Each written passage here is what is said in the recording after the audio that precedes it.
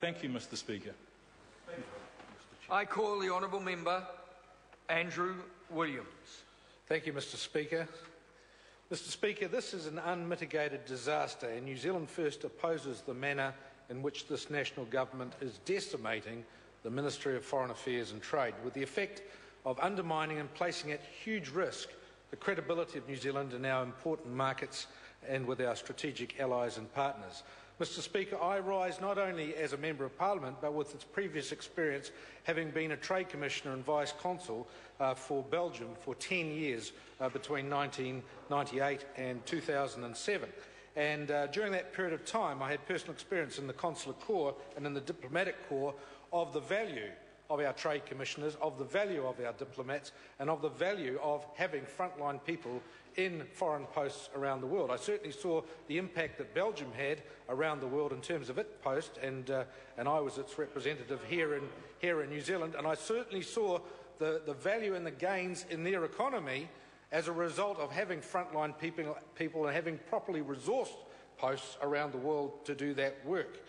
Also, in my former life in the meat industry for many years, I also saw the importance of the Ministry of Foreign Affairs in terms of getting access to many of our markets around the world. And I started off in the days of amalgamated marketing when they opened the markets in Russia, Iran and Jordan and all these other places, and it was very much working in hand with the likes of the ambassadors and the ministry people around the world to help open those doors for the early markets for New Zealand around the world. And that continues, and that is a continuing important part of the New Zealand economy. This is an economy that depends on trade.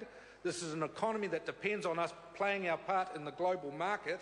And quite frankly, Mr. Chairman, this is a complete undermining of New Zealand's frontline troops. The government keeps talking about keeping our frontline troops. This is the undermining of our frontline troops around the world. Mr. Chairman, this also is a situation where the Minister of Foreign Affairs, Mr. McCulley, has basically hung his Chief Executive out to dry. He brought in Mr. John Allen to restructure the ministry, and certainly there was some fat in the ministry and there was some need for some restructuring. But basically now, having held that Chief Executive on the end of a string for several years, he has now hung him out to dry. This is the first non-diplomat to head up the Ministry of Foreign Affairs, and now he is blaming that very first non-diplomat for the fiasco that we see within the Ministry of Foreign Affairs now. Mr. Speaker, 49 of our 53 most senior diplomats signed a letter protesting the change process which identifies major risks with the proposals, including, and I quote, the absence of any analysis of the net impact of the changes on New Zealand's external interests. This is our top diplomat saying this, that there was an absence of any analysis of the net impact of the changes on New Zealand's external interests. Mr. Speaker, that is almost verging on treason, this situation where we are seeing our external interests undermined in this manner.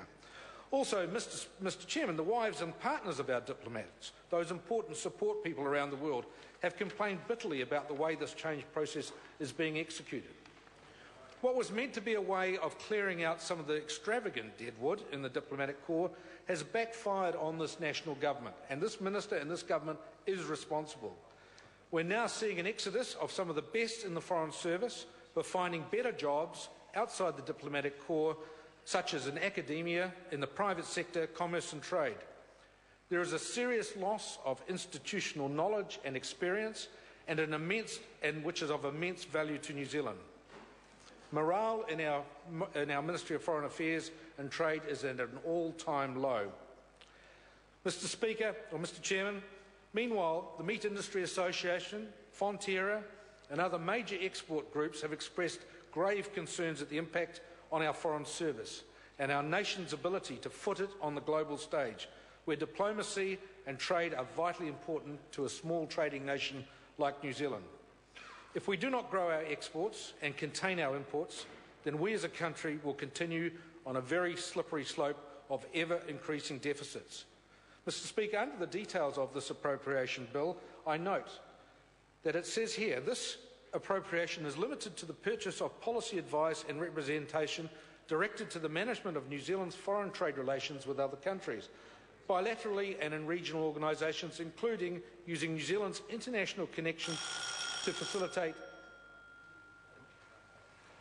Honourable Members, the question is that the report of the Foreign Affairs, Defence and Trade Committee on the 2010-2011 financial review of the Ministry of Foreign Affairs and Trade be noted. Those of that opinion will please say aye. Aye. Contrary, no. The ayes have it. Honourable Member, I understand at the next financial review that members wish to debate in the chamber today